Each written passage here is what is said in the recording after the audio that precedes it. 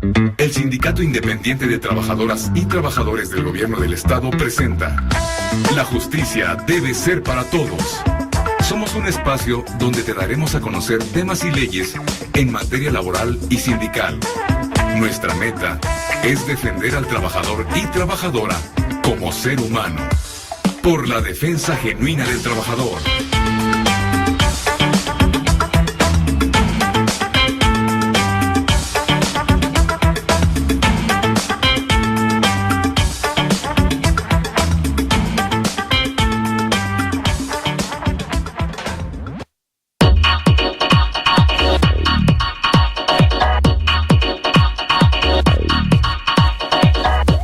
Buenas tardes, aquí en una emisión más de nuestro programa La justicia debe ser para todos, y hoy sin duda con un programa bastante polémico.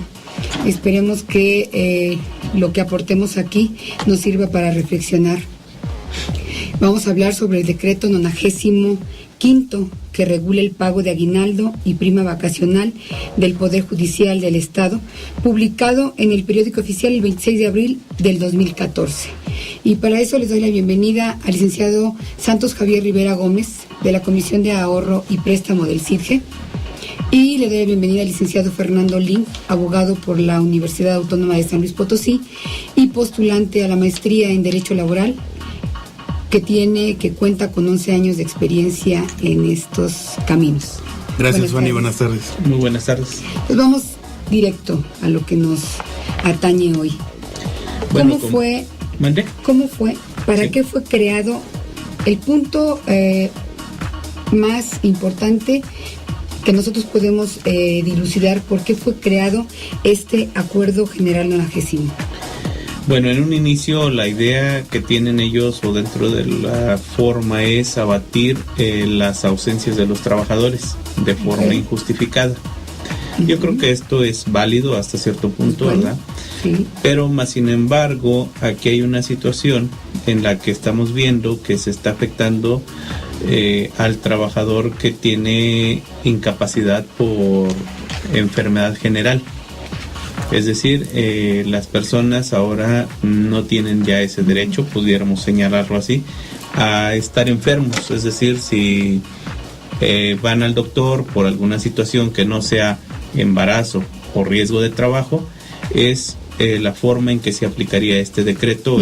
Es la idea en que se pretende. Las personas que quedan exentas, de acuerdo a lo que establece el decreto, es las personas que estén embarazadas o que sea un accidente de riesgo de trabajo. De ahí en fuera, lo que se llama enfermedad general, es decir, si a mí me da una gripe, una diarrea o una apendicitis, una fractura, un accidente automovilístico, no es válida la incapacidad. No es válida. Caray. Bueno, aquí cabría la reflexión. Ya los trabajadores no tienen derecho a enfermarse. En pocas palabras, esa sería una de las cuestiones. Si le da una gripa o gripe, ya no va a ser justificado el hecho de que yo no vaya a trabajar. O sea, tengo que ir aún teniendo temperatura y bueno, no es tanto en ese sentido, sino que está regulando, este acuerdo 95 regula principalmente lo que es el pago del aguinaldo y de la prima vacacional. Por eso, estamos hablando de que si no vas, te quita tu salario de ese día y cuenta en forma anual, ¿no? Al final. Así es, al final. ¿Qué piensas, Mira, Fernando? yo primero que nada, nuevamente un saludo a todo el auditorio. Gracias por la invitación, Fanny. Saludos, licenciado Santos. Un placer compartir aquí la cabina con ustedes. Y bueno, además del trasfondo que tiene de evitar el ausentismo entre los trabajadores, yo creo que es muy evidente. Es bueno, pero es la manera en la cual trataron de maquillar el documento, porque no había necesidad de plasmar en un documento algo que legalmente ya está establecido. Está prohibido legalmente que los trabajadores falten injustificadamente. En forma genérica. En forma genérica. Y si un trabajador falta injustificadamente, traerá las consecuencias legales que ello tiene. Ahora, con este acuerdo yo percibo que lo que está pretendiendo el Supremo Tribunal de Justicia a través del Consejo de la Judicatura es aminorar los costos de pago de vacaciones y aguinaldo para este año 2014, lo cual es completamente ilegal porque la ley y los acuerdos que han asumido con los sindicatos de gobierno del Estado marcan una cosa completamente distinta. Ahora, no tiene por qué, aunado a lo que comentaba el licenciado Santos, no tiene por qué una enfermedad general mermar en las vacaciones o en la prima vacacional y el aguinaldo de un trabajador, cuando se entiende que si tiene un permiso o justifica la falta por medio del doctor autorizado para hacerlo, ya sea por medio del Seguro Social o cualquier otra prestación médica que el trabajador tenga, bueno, con ella basta y sobra para que acredite su falta y no le pare perjuicio a final del año. Si realmente el Consejo de la Judicatura lo que pretendía era evitar el ausentismo en las fuentes de trabajo, debería de llegarse de otro tipo de mecanismos y debería de generar un reglamento interior de trabajo que le permitiera sancionar a sus trabajadores de manera determinada por ese tipo de conductas ilegales, porque también es ilegal que la verdad sea dicha, que un trabajador o un funcionario público, sindicalizado o no, haga uso indebido o amañado de este tipo de prácticas para estar faltando al trabajo.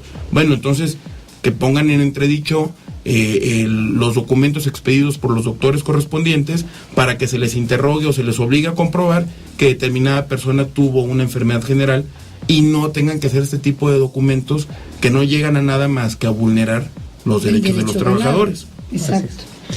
Bueno, aquí hay una cuestión, ¿no? Yo creo que toca un tema muy importante en cuanto a la generación de la incapacidad. La incapacidad, bueno, la otorga el Seguro Social y en este caso las instituciones que gobierno del Estado ha autorizado, vamos a decir, el servicio médico que gobierno del Estado le otorga a los trabajadores sindicalizados. Entonces, en este sentido, yo creo que muchas veces se ha caído en la idea o en la práctica de que hay gente que va, se incapacita sin tener una enfermedad realmente. Entonces, no creo que eso. Pero en el caso de que esto pueda que suceda, no es así, porque realmente, por ejemplo, si yo tengo una apendicitis, pues cómo me voy a ir a incapacitar por gusto, claro, o simplemente quién de nosotros le gusta estar enfermo o a quién de nosotros les gusta sufrir un accidente. Hay personas que se resfrían y caen en cama. No a todos ocurre. Bueno, yo pongo en la mesa situaciones que... Bueno, yo creo que todos los aquí presentes hemos estado en alguna ocasión enfermos. Exacto. Y a nadie le gusta estar enfermo. Comentaste algo, Fernando, hace un momento, que el trasfondo pudiera ser economizar o ahorrarse. Bueno, yo quiero tocar ese punto porque tengo aquí un dato que me llama mucho la atención. Si es por ahí la situación, pues estamos en un grave problema. Al mes, yo tengo aquí datos de un tabulador general que dice que mensualmente el Supremo Tribunal gasta más de 831,000 pesos en pura nómina solamente de 19 funcionarios. 19. Magistrados y consejeros. Claro, magistrados y consejeros. Y ellos son quienes autorizan que no, este acuerdo general 95. Entonces yo me pregunto si la situación va por ahí de la buena administración, sanear la parte económica, la economía, no me cuadra el dato. Sí, no, es aberrante, ¿no? Que lo traten de economizar pegando en el bolsillo de los trabajadores que han prestado su servicio durante todo el año. Y les quieran mermar su ingreso de esta manera. O sea, te enfermas y te descuentan un día. Y el presidente del Supremo, y bueno, que gana a lo mejor 2,000, 3,000 pesos. Y el presidente del Supremo gana más de 95,000 pesos. Sí, no, y ahorita yo voy a hacer un comentario que se me viene a la mente. Como la gente sabe, yo soy abogado postulante y voy prácticamente diario a los juzgados. El día de ayer estuve desahogando una audiencia no voy a decir el número de juzgado para evitarme problemas, pero en uno de los juzgados familiares de San Luis Potosí. Estuve desde las 7:45 de la mañana, estaba citado a las 8, la audiencia empezó 8:30 y terminamos alrededor de las 11 de la mañana. El juez del juzgado llegó a las 10 de la mañana a trabajar. Todo el personal, sindicalizado o no sindicalizado de ese juzgado, desde las 8 de la mañana estaba en funciones. A lo mejor no estaban todos en su lugar, pero todos estaban dentro del recinto judicial. Y el juez no había llegado. Entonces, ¿cómo quieren las cabezas, cómo quieren los jefes exigir a los trabajadores si no predican con el ejemplo? Ahorita estamos hablando de magistrados y consejeros, pero pasa con jueces y con empleados de confianza que tienen a su cargo la dirección y la administración de los recursos y que prefieren mermar. Y vamos a hablar también aparte de los trabajadores que están por honorarios. Claro. Porque estos son los trabajadores que están con un contrato y con un nombramiento debidamente reconocido. Pero ¿qué pasa con todos aquellos que están por medio de honorarios? No les alcanza ni siquiera este decreto porque no tienen derecho a la prestación. No tienen aguinaldo, no tienen vacaciones, no tienen prima vacacional. Entonces, a ellos sí permiten. Me llama la atención haciendo la analogía un poquito con la Secretaría del Trabajo y de Previsión Social. La Secretaría de Trabajo y Previsión Social en San Luis Potosí se encarga de fiscalizar o inspeccionar que todas las empresas en San Luis Potosí cumplan con la ley. Y ellos son los primeros que no la cumplen, contratando outsourcing, contratando por honorarios. Es lo mismo que pasa del Poder Judicial. Yo quiero hacerles una pregunta. Aquí, en un párrafo primero, dice que por decreto publicado en el Periódico Oficial del Estado, el 26 de julio del 2005, se reformó, entre otros, el artículo 90 de la Constitución Política de San Luis Potosí. Dicha reforma constitucional dio origen a la Ley Orgánica del Poder Judicial del Estado vigente y asimismo creó y dotó de atribuciones al Consejo de la Judicatura del Poder Judicial del Estado. Mi pregunta es, ¿estas atribuciones son legales?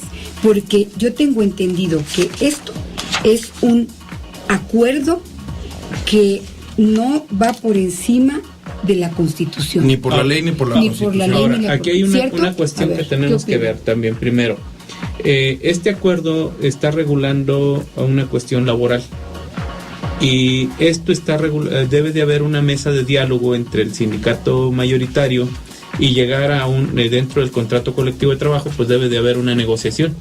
Y las negociaciones ya están pactadas, entonces ya están hechas con antelación a este decreto. Ellos tienen facultades, pero para regular la cuestión administrativa, no la parte laboral, y ellos están metiendo una ley laboral dentro de algo administrativo. Entonces eso es ilegal, definitivamente. Es correcto. Aquí el Consejo de la Judicatura lo que hace, vámonos por partes, de arranque. Efectivamente, el Consejo de la Judicatura es una figura de administración creada en el Poder Judicial del Estado en el 2005. Correctamente, como lo menciona el acuerdo, fue primero reformada la Constitución para generar la creación, luego fue modificada o adicionado a la Ley Orgánica del Poder Judicial la figura del Consejo de la Judicatura, porque antiguamente los magistrados eran dictadores de justicia y administradores. Entonces, para evitar que los mismos magistrados fueran administradores y dictadores de justicia, se creó la figura del Consejo de la Judicatura para administrar los recursos. Ellos mismos, en la parte, en el considerando número 2, en el segundo considerando que publican, dicen que tienen las facultades de administración, vigilancia y disciplina. La manera de contabilizar la forma en que le van a pagar sus prestaciones a los trabajadores no tiene que ver ni con administración, ni con vigilancia, ni con disciplina. Tiene que ver directamente con un derecho laboral adquirido que la debe de regular, y la regula la Ley de Trabajadores al servicio de las instituciones públicas del Estado. Habría que tomar nota. Se están adjudicando funciones, facultades que no les corresponden. Sí, ellos argumentan, yo tengo facultades conforme a estos artículos. Sí, los artículos existen y te dan facultades, pero no las que estás utilizando en el acuerdo publicado en el Periódico Oficial del Estado. Qué grave es esta situación, y bueno, y más grave para nosotros, que nos tenemos que ir a un corte y regresamos.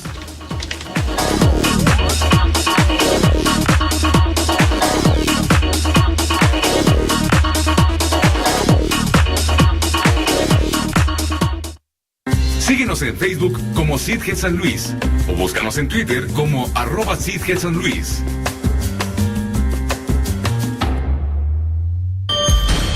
Navidad Magnética.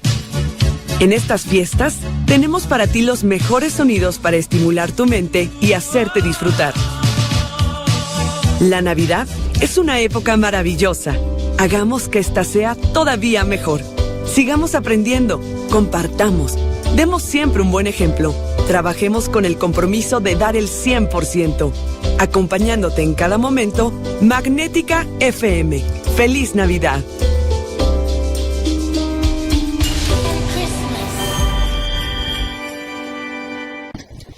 Esta es la hora en Magnética.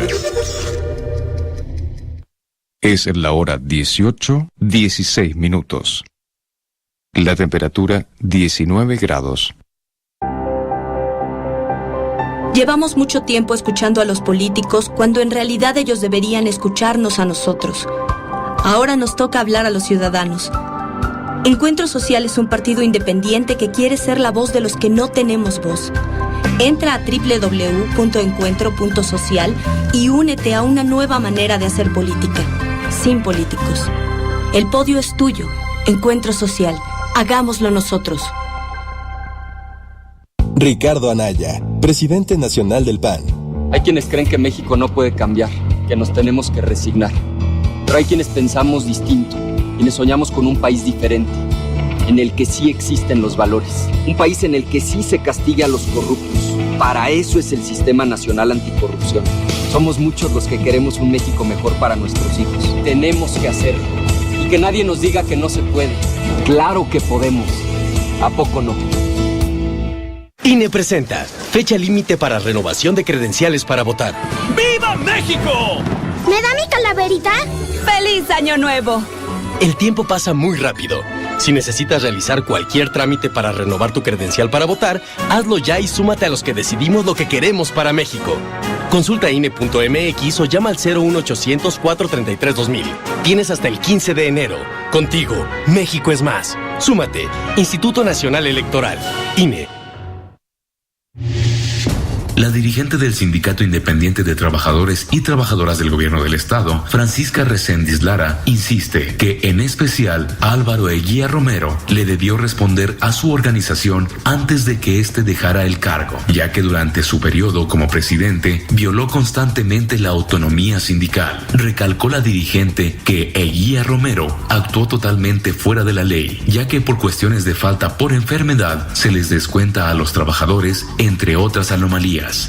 En lo referente a las reducciones aplicadas al aguinaldo de los trabajadores, indicó que Eguía Romero se excedió en sus funciones violentando los derechos de los trabajadores, por lo que se plantaron en la ciudad judicial hasta que se resuelva este problema.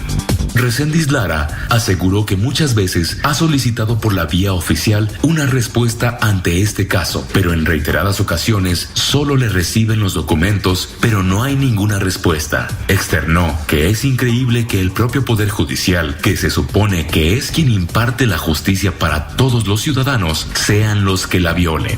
Por la genuina defensa del trabajador.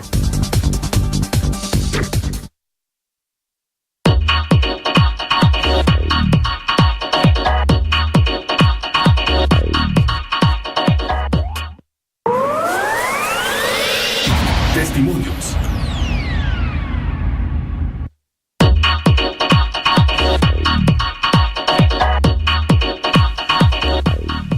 Agustín, se nos durmió tantito, te disculpamos, no son testimonios, pero bueno, vamos a entrar a la sección de la recomendación legal. Se vale también, Agustín. Bueno, le pediría al licenciado al licenciado Santos que nos dijera qué nos recomiendan en esta parte. Bueno, hay un comentario que quiero hacer antes de la recomendación, que surge precisamente del ex magistrado presidente Álvaro Eguía Romero, cuando le hicimos un cuestionamiento en relación a un pago de un aguinaldo o un descuento que se necesitaba hacer a una trabajadora. Él dice que el aguinaldo es intocable, que es inviolable, que no se puede descontar, que no se le puede tocar al trabajador el aguinaldo, porque es algo sagrado, vamos a decirlo así. Es en ese caso donde la trabajadora debía, ¿verdad? Debía un dinero y firmado un documento que había autorizado el descuento. Ahora, si nos vamos a lo legal, pues esto es un robo. Y como tal, la misma ley lo establece. O sea, si la ley está poniendo parámetros donde el aguinaldo no se toca o el salario del trabajador no se puede tocar, no se le puede descontar, salvo en ciertos casos, que es porque tenga deudos, por pensiones alimenticias, por otras cuestiones, pero en este aspecto no lo maneja la ley de los trabajadores al servicio del Estado. O sea, está aceptando que hay una violación ahí. Y bueno, aquí hay otra. En el artículo 1 de ese acuerdo general dice, les voy a leer rapidito un párrafo, dice: de tal suerte y al efecto de maximizar el aprovechamiento de los recursos públicos administrados por el Poder Judicial, es que resulta necesario afectar las percepciones de los trabajadores. Qué grave, porque sí aceptan las percepciones de los trabajadores. ¿De qué nivel para abajo? Porque yo veo aquí una nómina de puros del magistrado y todo o sea, el nivel que están afectando es del nivel 13, con $1 millón de pesos. Del nivel 13 al nivel 2. Estamos hablando que son los secretarios de estudio y cuenta, las secretarias de taquimecanógrafo. Pero aparte lo grave de la frase, ¿no? O sea, lo confiesan expresamente. Es necesario afectar el derecho a los trabajadores. O sea, ellos mismos lo confiesan que van a afectar. Y una afectación es un acto indebido, ¿no? En tratándose de materia laboral, podremos estar de acuerdo o en desacuerdo con muchas cuestiones laborales del Estado, pero los derechos de los trabajadores no se deben de tocar. Es un derecho, y aparte es un derecho ya ganado. Es un derecho ya ganado. En ese derecho, aunque se haya ganado, sí puedes tener un retroceso. O sea, porque él se adjudica un poder que no tiene. Es grave, la verdad. Ahora, es triste. También se curan en salud. El mensaje también oculto en este acuerdo, y al momento que le dimos lectura, yo me percaté de que mañosamente lo fundamentan en la ley de servidores al servicio de las instituciones públicas. Lo fundamentan ahí y hacen ver una cantidad de días que pagarán de salario, los cuales son inferiores a los que por acuerdo tienen ganado los trabajadores del Estado. Está bien, sí, la ley maneja una determinada cantidad de días y ese es el mínimo que se le debe entregar. Si las partes, patrón y trabajador, acuerdan un pago mayor, un pago mejor para los trabajadores, eso es legal y no se les puede quitar. Eso no se puede disminuir, es un derecho ya adquirido, y así como ellos lo fundamentan en la jurisprudencia y criterios jurisprudenciales, hay mucha jurisprudencia en el tema de derechos adquiridos. Tú ya me concediste un derecho a mi favor superior al de la ley, no me lo puedes mermar. Se debe de quedar a lo menos en ese derecho. Claro. Si lo quieres reducir a lo que es la ley solamente bajo mi voluntad, y en todo caso se podría calificar hasta una renuncia de derechos laborales, lo cual es, como es derecho público, es ilegal, no se pueden renunciar a derechos. De hecho, la misma ley establece que los derechos adquiridos no son renunciables. Entonces, sí, es un derecho ganado. Hay una cuestión más aquí. Contra este decreto se promovió un amparo y en los juzgados de distrito dijeron que no se podía ingresar al estudio del asunto en relación a que no había un acto de afectación. Simplemente. Nosotros estamos peleando la inconstitucionalidad, porque esto es inconstitucional finalmente. El salario es un derecho que está generado en el artículo 123 y sobre todo si estamos en el apartado B, de manera general dice que el trabajador tiene derecho a un salario digno, al pago de sus prestaciones y que no deben de ser afectados. En este caso, pues ahí está la inconstitucionalidad. Ahora, yo desconozco el juzgado de distrito en el que se tramitó este amparo, pero algo que me queda muy claro es de que lo resolvió a la fácil. Sí, normalmente los juzgados de distrito por despresurizar el trabajo que tienen ahí en sus oficinas, lo que hacen es aplicar la figura de es un hecho que no te para perjuicio directamente. No ha afectado tu esfera jurídica aún. Cuando te afecte tu esfera jurídica, te vienes a quejar. Sin embargo, pasa por alto el juez de distrito que atendió este amparo, pasa por alto el principio de la autoaplicatividad de la ley. Y eso quiere decir que cuando una norma se publica en los medios oficiales, como es el caso de este acuerdo publicado en el periódico oficial, a partir de ese momento es una ley y los propios transitorios lo dicen. Entrará en vigor al día siguiente de su publicación. Se publicó el 26 de abril, entró en vigor el 27. A partir de ahí la ley de amparo establece un término de 30 días para interponer la demanda de amparo cuando la ley sea autoaplicativa. ¿Cuál es el único requisito? Que el amparo lo interponga un trabajador del Estado. De hecho, en este sentido, como sindicato, nosotros promovimos el amparo. Y vuelvo a lo mismo. El juzgado dice, como no te lo han aplicado, no te puedo dar el amparo y la protección de la justicia federal. No entraron al fondo del asunto. Ellos están saliendo, como decimos, por la tangente a la fácil. Ahora, en este sentido, nosotros estamos promoviendo los recursos que la ley nos concede. Y la recomendación para los trabajadores sería, en todo caso, si se les llega a afectar su esfera jurídica, ahora sí, como lo dijo inicialmente el juez de distrito, vuelvan a promover el amparo, de manera particular o colectiva, para haciendo ver al juzgado ya cuando hubo una afectación, para que reponga el Supremo Tribunal de Justicia ese dinero que no fue entregado a los trabajadores. Efectivamente. Pregunta nuevamente incisiva. ¿Qué pasa con este acuerdo? ¿Qué pasaría si este 15 de diciembre es aplicado? Ya vimos que es ilegal. Sí. Ya vimos todas las irregularidades en las que está fundamentado y y que no debería aplicarse. ¿Qué pasaría si el 15 de diciembre lo ejecutan? Yo más que ilegal le diría inconstitucional. Inconstitucional. Es legal por la manera en la como se realizó y se publicó. Es indebido e inconstitucional por el fondo que ocupa el asunto. Okay. Si eso ocurriera, se estaría afectando la esfera jurídica de los trabajadores y estarían vulnerando sus derechos, los cuales los tendrían que ser efectivos en podrían en la vía recurrir judicial. al amparo directamente, que sería la función del sindicato, nuevamente volver a promoverlo en el caso de que se haga la aplicación ya y que se haga esa afectación al trabajador. Entonces el trabajador ya tiene ese derecho, ya hay una vulneración a su derecho y nos da materia para que entren al estudio de la inconstitucionalidad y sobre todo se puede presentar también la demanda de carácter penal porque es un robo. Y también la demanda laboral. La demanda laboral en el sentido de que es un conflicto colectivo de naturaleza económica en el cual se afecta el bolsillo de los trabajadores, se pueden consolidar como gremio que son y hacer valer los mecanismos legales en vía laboral para exigir el pago y las consecuencias de no haberlo pagado en tiempo y forma. Pues vamos a esperar que la autoridad piense con la cabeza fría y respete los derechos laborales de los trabajadores, que ya lo comentamos y ya ustedes lo enfatizaron y lo solidificaron en la parte legal en forma sustancial. Esperemos que no se lleguen a cuestiones que vayan más allá de la legalidad. Aquí nada más nos restaría una pregunta, yo creo de manera muy general o sería, ¿también lo van a aplicar en el caso de los magistrados? ¿Ellos no se enferman? Preguntaría yo. ¿A ellos también es aplicable? Ellos nunca faltan. Entonces esa es una de las cuestiones, claro, ¿no? O sea, ellos como no checan tarjeta, como no tienen un horario según eso, entonces ¿cómo y la pregunta es muy su válida, asistencia? O sea, y el aguinaldo que perciben y el sobreaguinaldo que les dan. La justicia debe ser para todos, ya lo decimos, ¿verdad? Ahorita que comentabas esto del sobreaguinaldo, la licenciada Fanny nos comentaba de un tabulador que trae ahí de los sueldos que maneja el magistrado, los secretarios de director y todo. En ese sentido, aquí yo puedo señalar algo. Si nos metemos a la página del Supremo Tribunal de Justicia y vemos en transparencia, vamos a encontrar que no nada más son estos sueldos. O sea,